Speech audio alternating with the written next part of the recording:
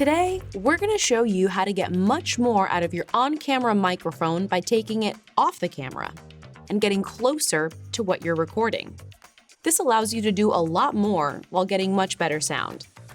Film at a longer distance or get a moving shot without inconsistent audio due to distance and changes to the mic's proximity. The closer the mic is to the subject, the fuller the audio will be while minimizing unwanted background noise.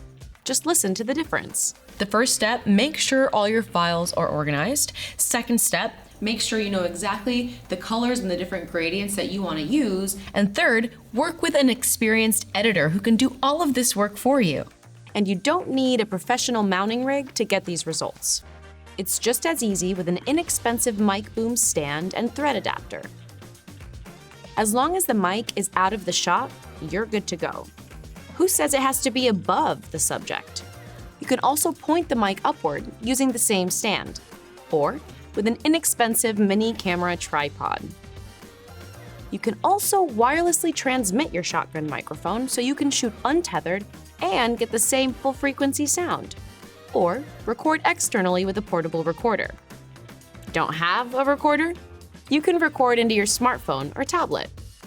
Place your mic on a podium or table to capture a speech, class, or presentation clearly while you film from the crowd.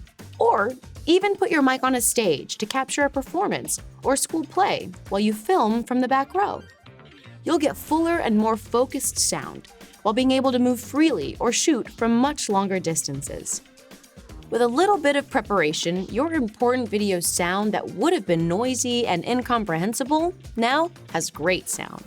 These ideas and more are possible by just taking your on-camera mic off the camera.